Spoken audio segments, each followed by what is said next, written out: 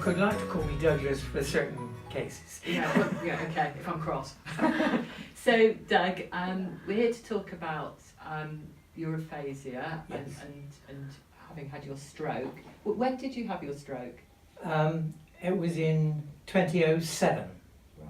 Okay. Right, okay. And it was in March. It was in March. And can you remember back to just after that time, what you felt like, what the experience? After the stroke. Yes, when I had the stroke. soon after it. Soon after.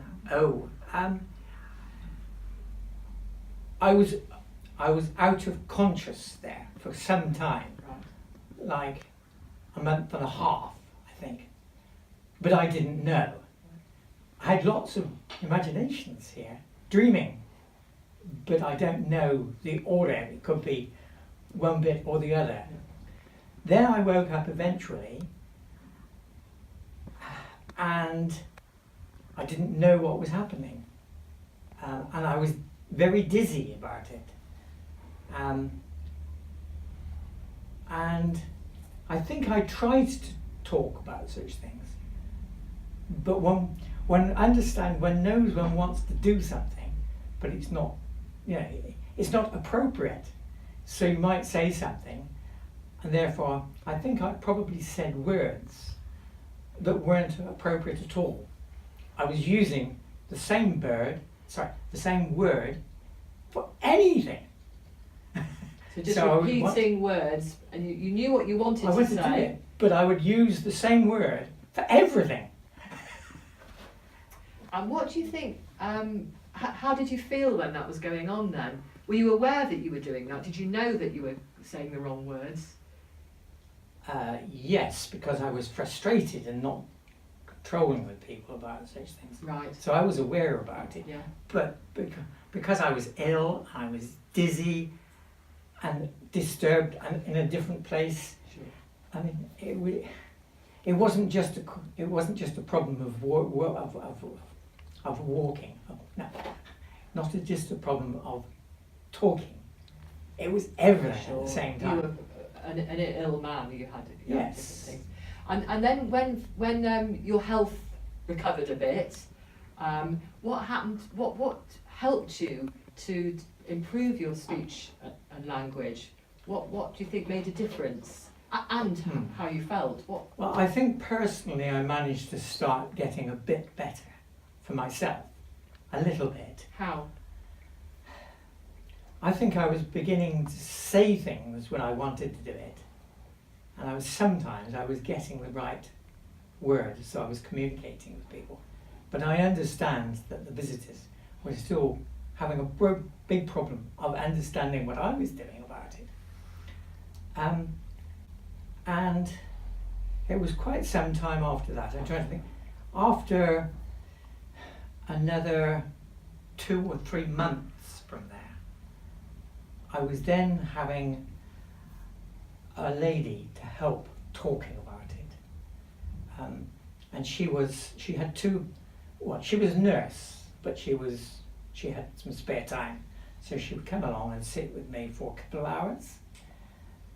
And I would communicate with her with words, and she had the ability to actually understand what I was saying, which is a big challenge because my wife when I think of my wife being a problem, that was very difficult for her. And it still is quite difficult in a way. But the nurse here, first of all, she was patient, and therefore she let me to talk, and she managed. If I couldn't find the expression, she could actually. She was appropriate to get the word. She knew what you were. Yes. Whereas saying, she'd say the word for you. My wife has much greater difficulty to guess what the word is about it. And so it's very good. Yeah. It's very fortunate to have a lady who could do to help. Yeah. So we spent there for perhaps a month of doing that, I think. So it's almost just like practice with Oh, a yes, patient all the person time. talking and talking. But also at that stage, I was physically doing things for myself. So I was able to cooking, manually doing cooking about such things. I'm walking around. I think I used the Hoover. It's quite a different change. So I was able to physically to do things.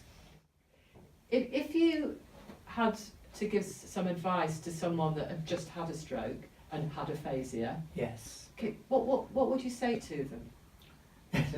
It's very difficult because I assume that people have the same sort of problem that I have. And obviously a lot of people have different problems about it.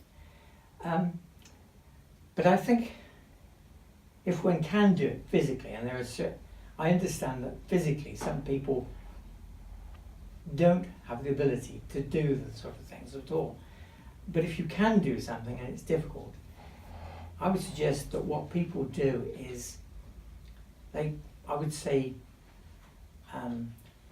to look at things that you want to do. And for me particularly, for looking for history, something which is appropriate, something you recognise for yourself, and then to actually to use words as much as you can about it. But I think the important thing is to concentrate on something which is historically something you like. If you have somebody coming on as a professional people trying to teach you about the thing, they don't really understand what you're doing. So it's better for you to say what you want to do, to work on that thing yourself. And I think that's probably most important. I think the thing that they do for their best is looking at you and contacting you. Having a conversation. A conversation. For doing that themselves. And it's very interesting because there's Eric. Having a conversation with someone else that has aphasia, you mean? Yes, for them Yeah. trying to contact from the situation. Yeah. To communicate together. Yes, that is one of the most important things about it. But also the feeling that, in a sense, from the stroke, you really want to get as much of the thing that you can do to other people. Is that appropriate? Very much so.